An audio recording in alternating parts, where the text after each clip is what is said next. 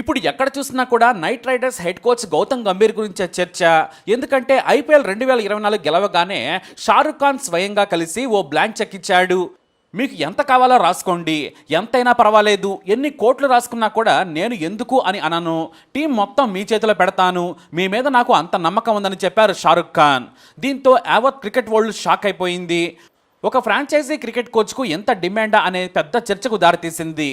ఎంతో ఖరీదైన బీసీసీఐ కూడా ఆఫర్ చేయనంత షారుఖ్ ఖాన్ ఏకంగా 10 ఏళ్ల అగ్రిమెంట్కు ఆఫర్ చేశారంటే చిన్న విషయం కాదు. ఎందుకు కింగ్ ఖాన్కు అంత నమ్మకం కలిగిందంటే తన టీంకు సరిపోయే వ్యక్తి కోసం 4 ఏళ్లు ప్రయత్నిస్తున్నారు ఆయన. గత ఏడాది నితీష్ రాణా కెప్టెన్గా ఆడిన రైడర్స్ టీం దారుణంగా విఫలమైంది, 7వ స్థానంలో నిలిచింది. దీంతో యజమాని షారుఖ్ ఖాన్ టీంని సమర్థవంతంగా నడిపే లీడర్ కంటే కూడా కోచ్ కావాలనుకున్నారు.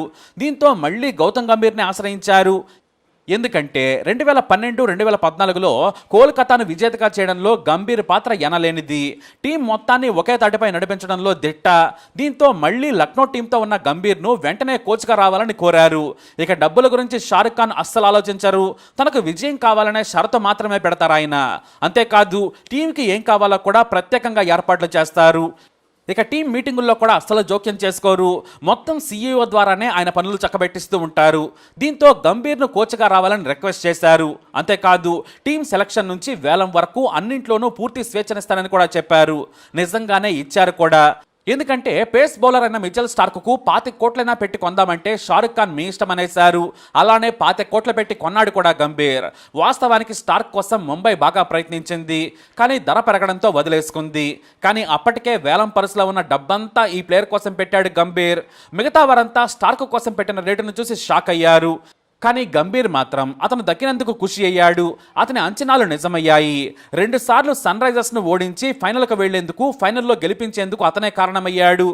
ఇక వేలం తర్వాత మొత్తం టీంలోని సభ్యులకు ఎవరు ఏం చేయాలి, ఏ ఫీల్డింగ్ పొజిషన్లో ఉండాలో కూడా మొత్తం ప్లాన్ చేసుకున్నాడు గంభీర్. అందులో ముఖ్యమైనది Sunil Narine, Russell Starc, Phil Salt. ఈ 4 ఫారిన్ ప్లేయర్స్ని బాగా వాడుకోవాలనేది ఆయన కోరిక. అందుకే బౌలర్గా వచ్చిన నరైన్ బెస్ట్ ఆల్రౌండర్గా ఎదిగాడు.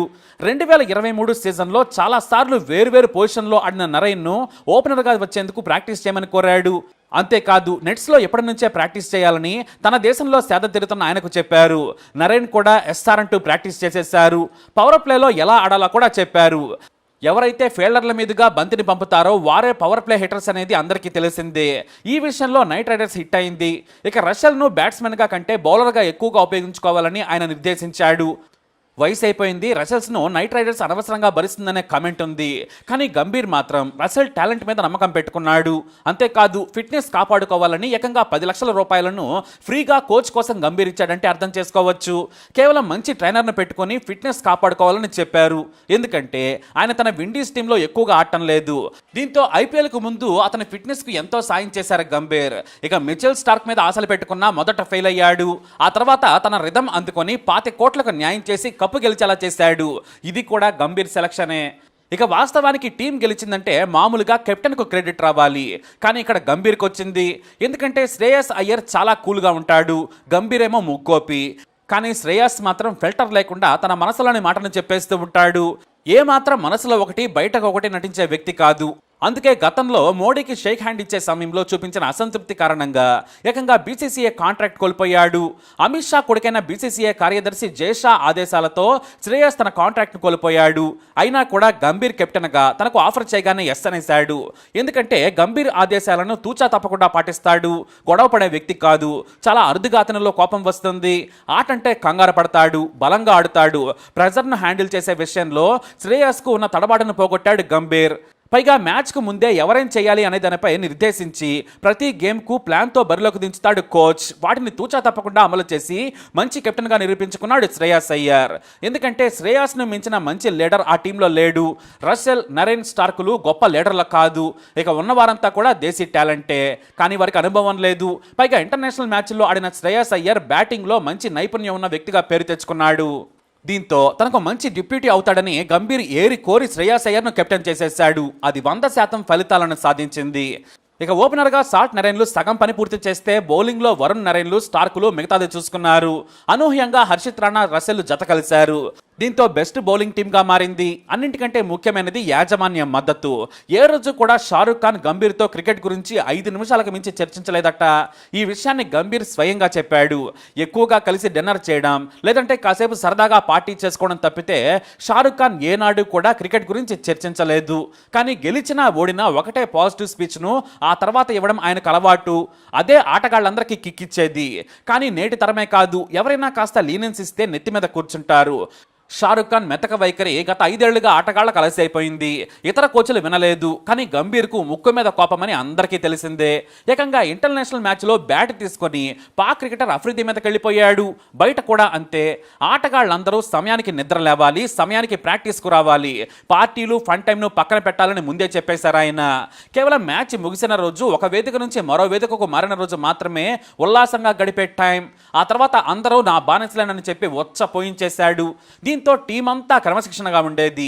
అతి తక్కువగా క్రికెటర్ల ఫ్యామిలీలు వెంట వచ్చిన టీం ఏదైనా ఉందంటే అది కోల్కతా నైట్ రైడర్స్ టీమే. అది కూడా ఫారెన్ ప్లేయర్స్కు కొద్దిగా అనుమతించాడంతే. దేశీ ఆటగాళ్లకు అసలు పర్మిషనే లేదు. కేవలం మ్యాచ్ చూసేందుకు వచ్చిన వారి పేరెంట్స్ బంధువులతో గడిపేందుకు కూడా టైం ఇవ్వలేదు. అంతలా క్రమశిక్షణ అలవాటు చేశారు గంభీర్. ఇక మ్యాచ్ జరుగుతుంటే కూడా తను ముందు కూర్చొని గమనిస్తూ ఉంటారు. ఆ తర్వాత మ్యాచ్ ముగియగానే ప్రతి ఒక్కరితో చర్చించి ఆ రోజు చేసిన మిస్టేక్లను సీరియస్గా చెప్పేవారు. ఆ తర్వాత వాటి మీద ప్రాక్టీస్ చేయించేవారు. అలా కోల్కతా నైట్ రైడర్స్ టీంని నెంబర్ 1 చేసి ఐపీఎల్ ఛాంపియన్ను చేశారు గంభీర్. అందుకే మ్యాచ్ ముగిసి హోటల్లో పార్టీ చేసుకుంటున్న సమయంలో చెక్తో గంభీర్ గదిలోకి వెళ్ళిపోయాడు షారుఖ్. ఓ బ్లాంక్ చెక్ చేతికిచ్చి, గంభీర్ భాయ్ మీరు ఎంత రాసుకుంటారో మీ ఇష్టం, నాకు మీరే 10 ఏళ్లు కోచ్గా కావాలని కోరారు. టీం మొత్తాన్ని మీ చేతిలో పెడతాను, గెలుపోటముల గురించి మీకే వదిలేస్తున్నాను, మీరే ఓనర్గా నడిపించాలి, మీకంటే మంచి కోచ్ నాకు దొరకడని చెప్పేశారు షారుఖ్ ఖాన్. ఆ చెక్ తీసుకున్న గంభీర్ సారీ చెప్పేశాడు. నేను బీసీసీఐకి అప్లై చేశాను, ఇండియన్ క్రికెట్ టీంకి కోచ్ కావాలనుకుంటున్నాను. ఒకవేళ అది కాకుంటే నేనే మీకు కోచ్గా పనిచేస్తాను, దానికి మీరు నన్ను అడగాల్సిన అవసరం లేదని ఆ బ్లాంక్ చెక్ను తిరిగిచ్చేశారట గంభీర్. ఈ విషయం కాస్త అక్కడే ఉన్న స్పోర్ట్స్ జర్నలిస్ట్కి తెలిసింది. గంభీర్ ఇప్పుడు ఇండియన్ క్రికెట్ టీంకు కోచ్ అవ్వాలనుకుంటున్నారు, అప్లై కూడా చేశారు. వాస్తవానికి ఇంతకంటే ఎక్కువ షారుఖ్ ఖాన్ ఇస్తానన్నారు. ఐపీఎల్ కోచ్గా 3 నెలలు పనిచేస్తే చాలు, ఏడాదికి సరిపడా డబ్బొస్తుంది.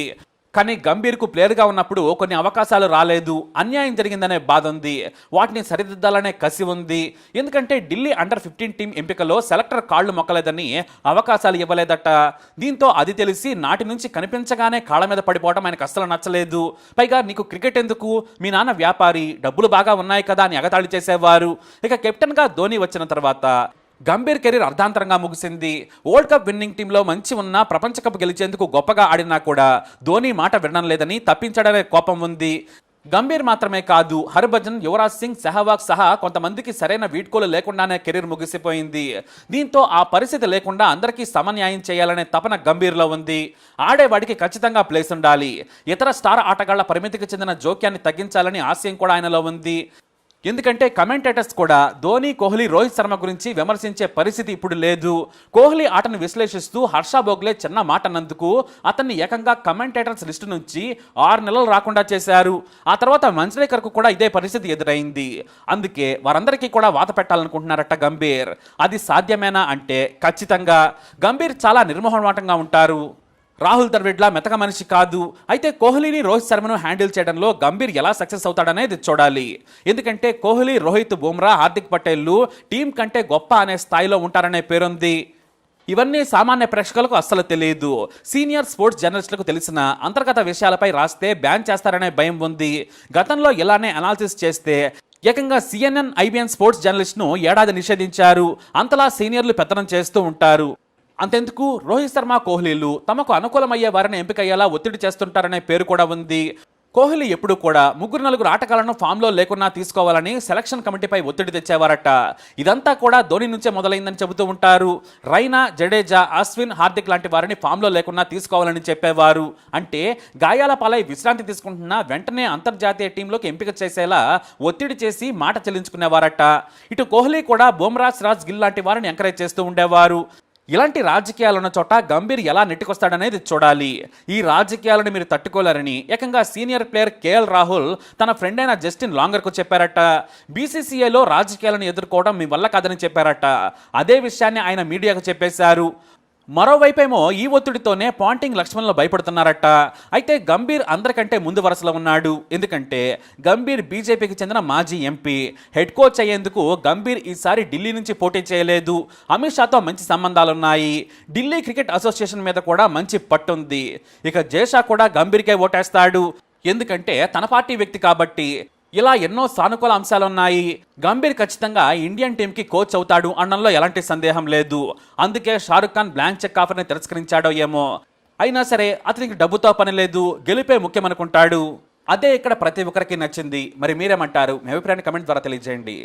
ఇలాంటి ఇన్ఫర్మేషన్స్ కోసం వీడియోని లైక్ చేయండి, షేర్ చేయండి, మా ఛానల్ని సబ్స్క్రైబ్ చేసుకోండి.